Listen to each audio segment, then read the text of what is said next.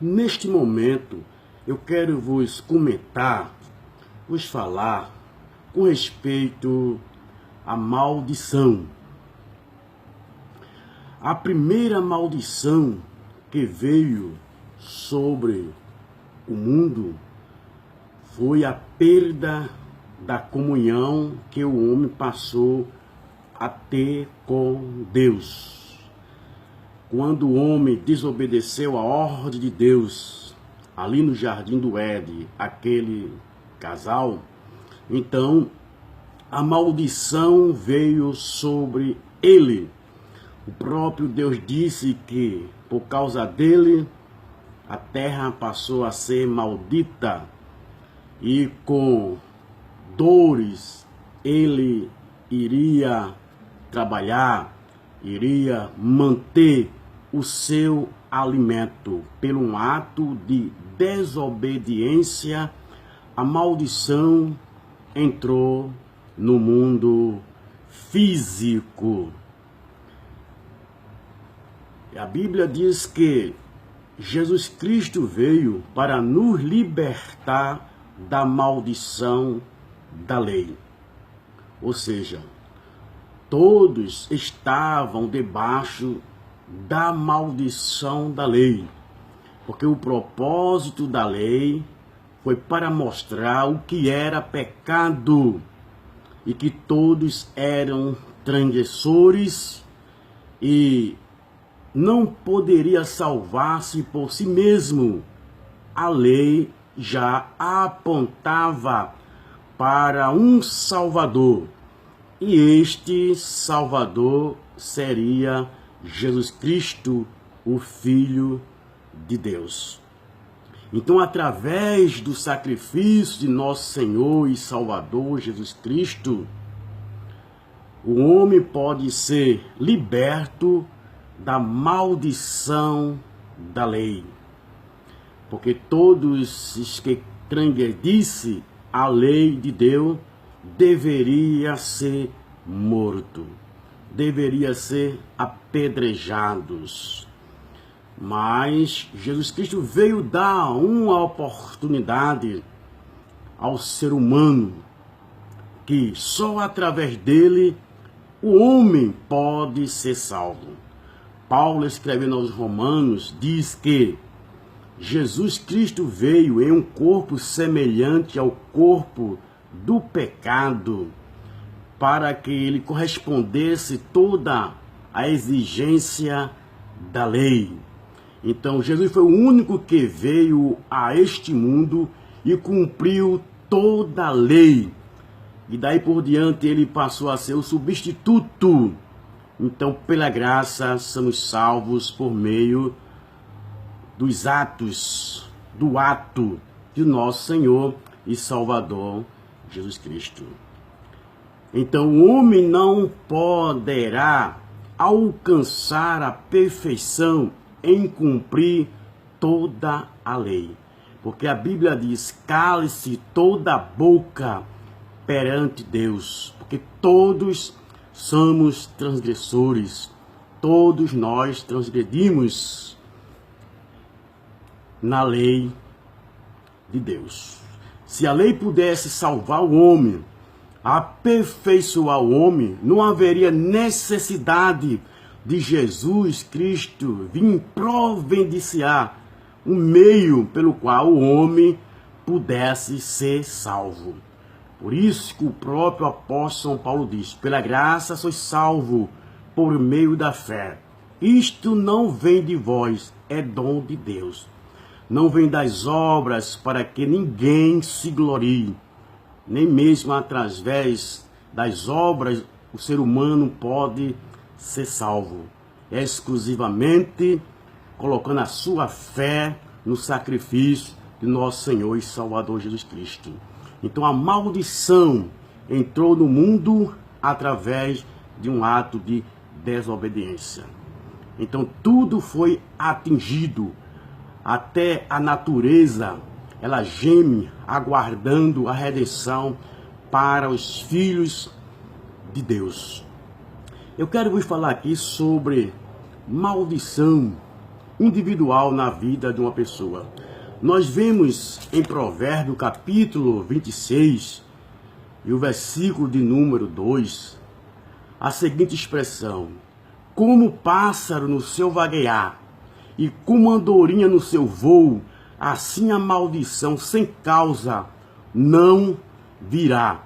Outra tradução diz: não cumprirá. Então, maldição existe, mas alguém poderá ser atingido por uma maldição. Salmo de número 91 diz que praga nenhuma chegará à tua tenda, porque há uma proteção de Deus para proteger aqueles que estão abrigados nele contra qualquer tipo de maldição. Há uma proteção. Nós vemos Jó, ele era protegido por Deus contra os ataques de Satanás, porque Satanás veio, e o papel dele ainda é este, é matar, roubar e destruir. Nós vemos no ministério de Jesus, um jovem que tinha 12 anos de idade, seus pais levaram aos apóstolos de Jesus para expulsar aqueles demônios, e eles não puderam expulsar. E Jesus chegou diante daquele homem, e expulsou os demônios que estavam na vida daquela criança. Jesus desmascarou aqueles demônios, aqueles espíritos. Era uma maldição que estava sobre aquela criança. O espírito mau atormentava aquela criança. Não sabemos o motivo pelo qual esses espíritos entraram na vida daquela criança, mas ele estava sendo atormentado, tinha 12 anos de idade. E Jesus desmascarou aqueles espíritos da seguinte maneira: espírito mudo e surdo, eu te ordeno que saia dele. Veja, era um espírito que causava mudez, e surdez. Então aquela criança não ouvia ninguém que falasse com ela e não poderia falar. Mas Jesus libertou aquele menino daquela maldição espiritual, daquele espírito que atormentava aquela criança. Nós vimos também várias pessoas que eram possessas por espíritos malignos, e Jesus mandava que se calasse e expulsava das pessoas. Vemos aquele homem de Gadara, Jesus vendo uma necessidade, que ele precisava de uma libertação, não tinha forças que poderia libertar aquele homem, porque era uma possessão demoníaca. Jesus, sabendo que aquele homem precisava de libertação, foi ao encontro dele. Quando aqueles espíritos viram Jesus, eles gritaram: que temos nós contigo, Filho do Deus vivo? Ora, Satanás sabia quem era Jesus. Vieste nos atormentar antes de tempo. Satanás sabe que existe um juízo, uma condenação para ele. Se tu vai nos expulsar, manda que entremos naquele porcos. Jesus diz: qual o teu nome? Veja, nós vemos só nessa passagem Jesus perguntando qual o seu nome. Jesus queria que ficasse registrado ali para ver quem estava perto e fosse registrado que possessões, legiões, uma linguagem que todos entendiam. Qual o teu nome? Legiões, porque somos muitos. Veja, legiões. Não sabiam quantas legiões estavam naquele homem. Uma legião equivale a 6 a 7 mil soldados. E Jesus disse: ide, ordenou que aqueles espíritos entrassem naquela manada de porcos.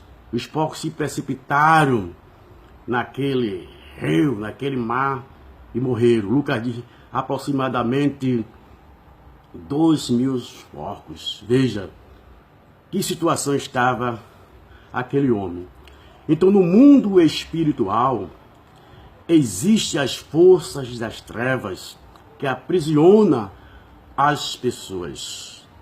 Jesus usou uma certa expressão quando atribuíram a ele que ele expulsava os demônios pelo príncipe de Beelzebul. Era o nome que era dado a Satanás.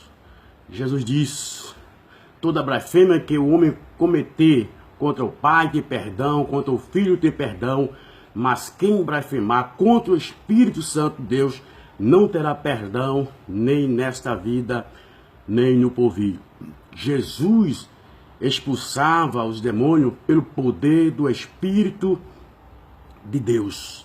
Então nós estamos em um mundo real. Duas forças espirituais atuam. Infelizmente, existem pessoas que não querem acreditar nessas duas forças e às vezes se expõem, né, a uma dessas forças do lado negativo, das trevas, pedindo orientação, pedindo libertação. Mas Jesus disse que Satanás não pode expulsar Satanás. O seu reino não pode estar dividido, porque não irá substituir, não irá prevalecer de maneira alguma. Nenhum reino dividido ele pode prevalecer. Então Satanás jamais ele estará dividido. Ele é estrategista, ele sabe como agir. Então, neste momento, eu falo para você, talvez que está passando por um problema espiritual, tem procurado a solução em vários lugares, e médicos, os remédios não puderam resolver. Talvez você está procurando uma fonte espiritual, mas que fonte é esta que você está procurando? Pare, examine, procure saber. Existem duas forças espirituais. As forças que provêm de Deus e as forças que provêm do príncipe deste mundo, que é Satanás, adversário de Deus, diabo, caluniador. Ele é opositor à palavra de Deus e todos aqueles que procuram se aproximar de Deus. Ele usa até a palavra de Deus para os seus intentos.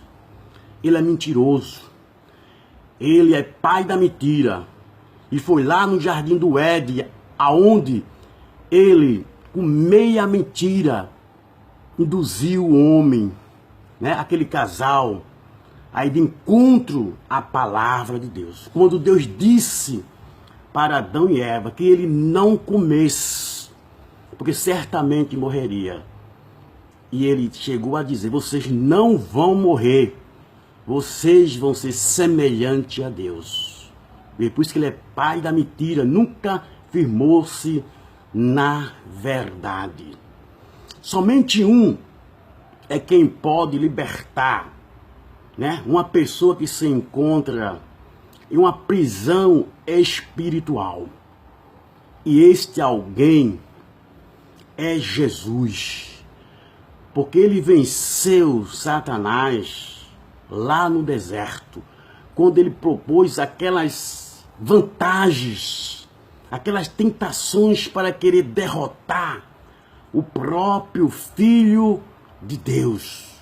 Mas Jesus venceu todas as investidas dele lá no deserto. E então toda a autoridade pertence a Jesus. Então, se você se abrigar em Jesus, se você se protegesse em Jesus, as forças das trevas não terão direito legal. Quero deixar bem claro aqui. As forças das trevas só têm legalidade na vida de uma pessoa quando esta pessoa dá esse direito legal a ele. Mas no momento que você tomar uma decisão de aceitar Jesus, o Salvador do mundo, o protetor, então Jesus quebrará todo pacto, toda aliança. E a Bíblia diz: se pois ele vos libertar, verdadeiramente sereis livres, como aquele jovem que tinha 12 anos e aquele homem que era possesso de demônios. Então eu quero ir falar aqui na Bíblia, no Antigo Testamento, uma passagem que se encontra em Número, quando Deus libertou seu povo do Egito, que ele estava indo para Canaã. Então, Balaão, ele queria amaldiçoar aquele povo. E existia um profeta de Deus, ou seja, Balaque, né? Balaque, que era rei de Moabe. Então ele queria amaldiçoar aquele povo que vinha vencendo as nações que estavam diante dele rumo a Canaã, né? E Balaão, ele era profeta. E Balaque sabia que Balaão era profeta. E ele mandou chamar Balaão para amaldiçoar aquele povo. Então, naquele tempo, como está registrado em Número capítulo 22, começar do versículo 4, naquele tempo, Balaque, filho de Zippor, era rei dos Moabitas. Balaque era rei dos Moabitas. Este enviou mensageiro a Balaão, filho de Beor, né? A Petor, que está junto ao rio, na terra dos filhos do seu povo, a chamá-lo, dizendo: eis que um povo saiu do Egito, eis que cobre a face da terra, e parando está defronte de mim. Vem, pois, agora, rogo-te, amaldiçoa-me este povo, pois mais poderoso é do que eu, para ver se o poderei ferir e o lançarei fora da terra. Porque eu sei, a quem tu abençoares será abençoado, e a quem tu amaldiçoares será amaldiçoado. Então, o que fez Balaão quando ele mandou o mensageiro a Balaque, oferecendo bem para ele? Então Balaque foi consultar a Deus, mandou que eles ficassem aquela noite, ele ia consultar o que Deus iria dizer. E Deus chegou a Balaque, né, e disse para ele, a Balaão que digo. Então disse Deus a Balaão, o profeta: não irai com eles, nem amaldiçoarai este povo, porquanto é bendito. Então os mensageiros voltaram para Balaque e deu a notícia. Ele se irritou e mandou que eles voltassem novamente, né? Que eles iriam dobrar a sua dádiva para ele. Ele foi consultar novamente a Deus. Não era para o profeta Balaão ir consultar novamente a Deus. Não era para ele ir, né? Porque Deus queria evitar a loucura do profeta. Deus já sabia o que iria acontecer com ele futuramente. Então Deus disse: vá, agora só fala o que eu lhe ordenar. E no caminho, o anjo do Senhor lhe apareceu, se opondo contra Balaão. E assim mesmo ele insistiu, né? A ponto de Deus obrigar que a jumenta dele falasse e repreendesse a loucura do profeta, né? E ele continuou o seu caminho. Mas só que ele só profetizava aquilo que Deus lhe ordenou, a ponto dele chegar para ele, quando chegou lá diante de Balaque, e ele disse para ele que ele fizesse altar, né, sacrifício, colocasse sobre aquele altar, que ele iria profetizar. E aconteceu que, quando ele abria a boca, eles só profetizavam bênção para aquele povo a ponto de Balaque se irritar. E no versículo 19, Balaão disse, o Senhor usando a boca do profeta Balaão: Deus não é homem para que minta, nem filho do homem para que se arrependa. Porventura, diria ele, e não faria, ou falaria e não confirmaria. Então deixou bem claro aqui. Pois contra Jacó, no versículo 23, não vale encantamento nem adivinhação contra Israel, né? E disse mais no versículo: então Balaque disse a Balaão: nem totalmente amaldiçoarás, nem totalmente abençoarás. Porém Balaão respondeu e disse a Balaque: não te falei eu dizendo tudo o que o Senhor falar, isto farei?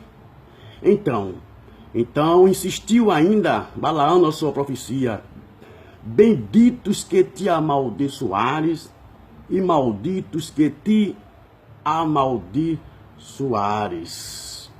Então, como um profeta, ele só profetizou bênção para aquele povo que era Israel.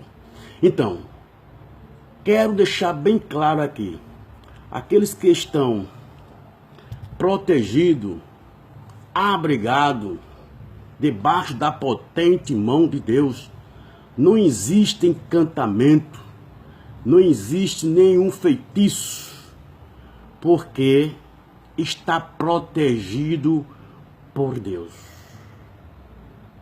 Então talvez você está passando por um problema espiritual, né?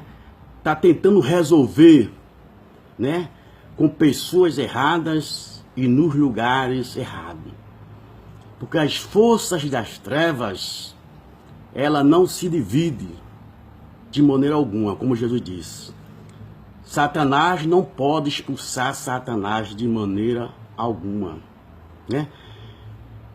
Às vezes ele faz uma troca, aparentemente parece que ele resolveu um problema, mas você continua ainda do lado negativo, do lado das trevas. Você continua ainda sendo um escravo. Você pode até dizer assim: mas eu consegui. Sim, pode acontecer. Mas que fonte foi esta? Esta que aparentemente você conseguiu alguma coisa. Você deve ter muito cuidado, porque existe duas fontes, repito: a fonte espiritual divina que provém de Deus e uma fonte espiritual que provém de Satanás. Quando Paulo chegou na cidade de Filipe, a Bíblia diz que tinha uma jovem que ela tinha um espírito de adivinhação e ela dava lucro aos seus senhores.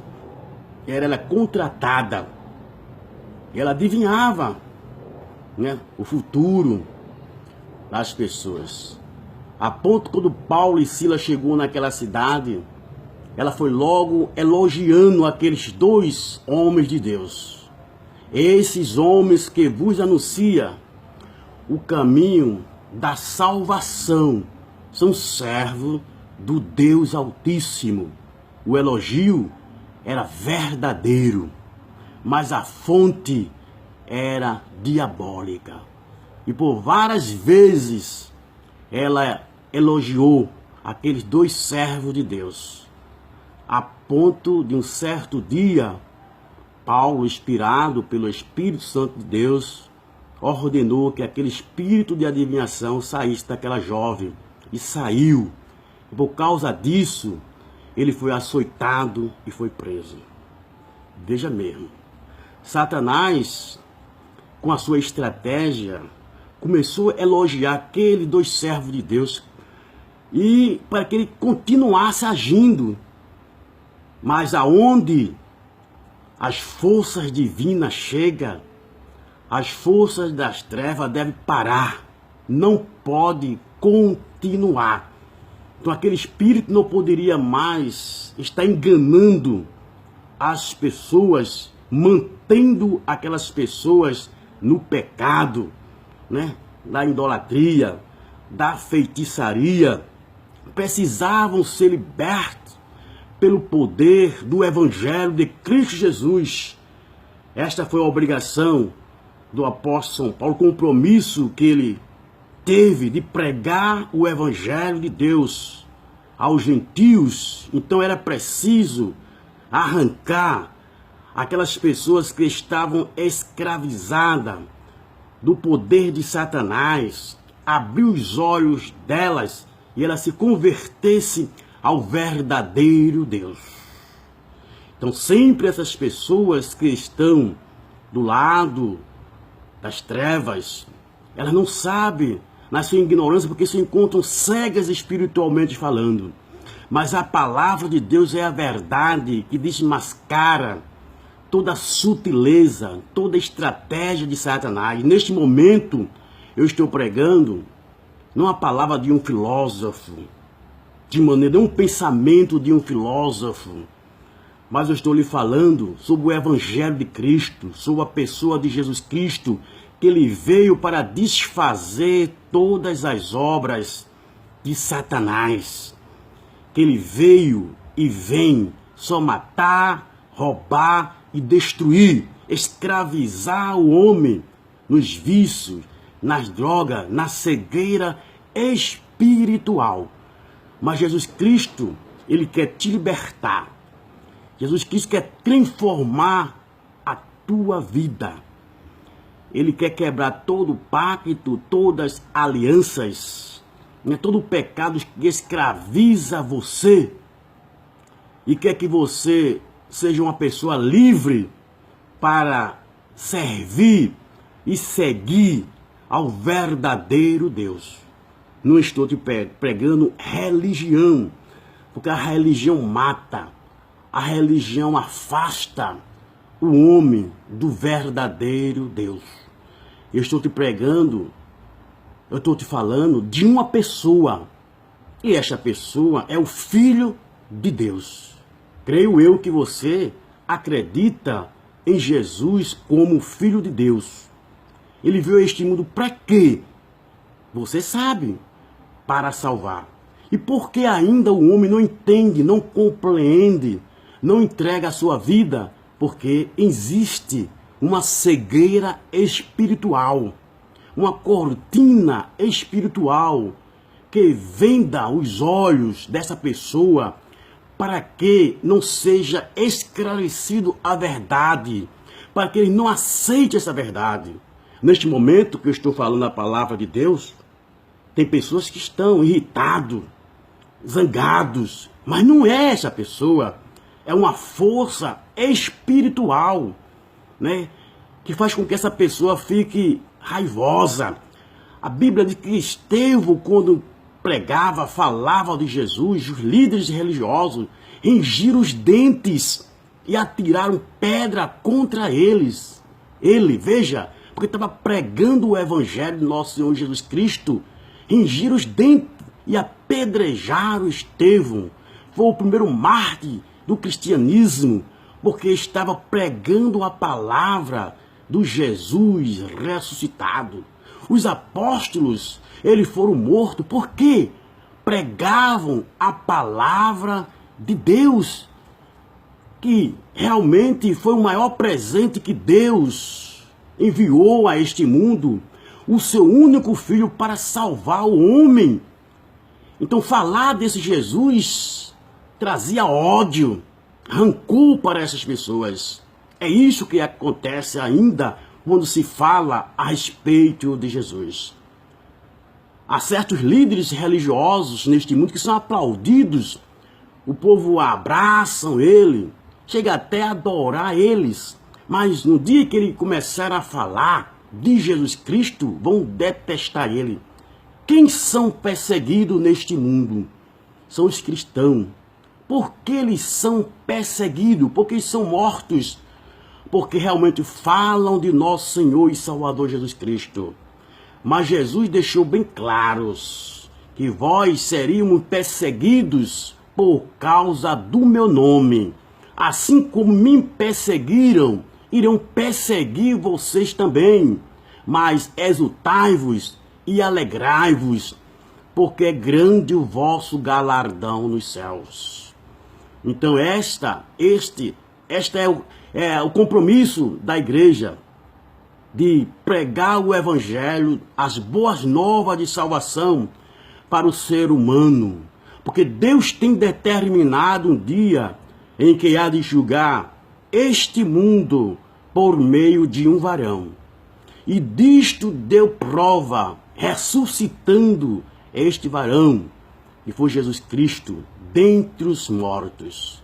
Haverá um julgamento, ninguém irá fugir, todos irão comparecer perante ao grande trono branco. O mar irá dar conta dos seus corpos, o fogo irá dar conta dos seus corpos, seja com que foi tipo de morte que eles foram mortos, eles irão ressuscitar para se deparar diante o trono branco de Deus, para serem julgados e condenados por terem rejeitado o maior presente de Deus, a maior dádiva de Deus, que foi o seu Filho, que morreu na cruz do Calvário para salvar todos, mas nem todos deram crédito à mensagem de salvação. Desprezaram, zombaram. Estamos vivendo em épocas difíceis. O mundo está passando por momentos difíceis, momentos onde está fugindo toda a ordem, né, das pessoas. O mundo está quase descontrolado, mas tudo está no controle de Deus. Jesus está voltando para arrebatar a sua igreja, e o propósito de Deus será executado, como diz as Escrituras, que ele virá outra vez para arrebatar a sua igreja. E o cálice da ira dele irá cair sobre este mundo que desprezaram a pessoa de nosso Senhor e Salvador Jesus Cristo. Apocalipse 13:11 diz: como guardaste a palavra da minha paciência, da minha perseverança. É uma mensagem para a igreja, para os salvos. Também eu te guardarei da hora, da tentação, da provação, que há de vir para provar todos que habitam sobre a terra. Será dia de trevas, dia de calamidade, né? Mas para a igreja, o sol da justiça vai raiar. A igreja não estará nesse período da grande tribulação. Ela estará com o Senhor no céu. Foi esta a maior promessa que ele deixou depois de que ressuscitou aos seus apóstolos, que representa a sua igreja. Não se turbe vossos corações. Credes em Deus, crede também em mim. Na casa de meu pai há muitas moradas. Quando eu for e vos preparar lugar, virei outra vez e vos levarei para mim mesmo, para que aonde eu estiver, estejais vós também. E esta promessa é digna de toda aceitação, porque as profecias, a primeira profecia foi em Gênesis capítulo 3, versículo 15, da semente da mulher iria nascer um que iria ferir, e se cumpriu. Jesus Cristo veio, disse que ele ia morrer, mas ao terceiro dia ele iria ressuscitar dentre os mortos. Isto aconteceu, e ele disse que iria voltar. Isto vai acontecer. Ele está às portas. Não vai ser disco voador que vai arrebatar, que vai fazer desaparecer bilhões e bilhões de pessoas. Não é para nenhum planeta que esse povo irá. Será para a casa do Pai, aonde ele preparou moradas eternas. Então, essa breve reflexão, Cristo é o único que pode quebrar qualquer maldição, porque na cruz do Calvário ele conquistou a vitória total.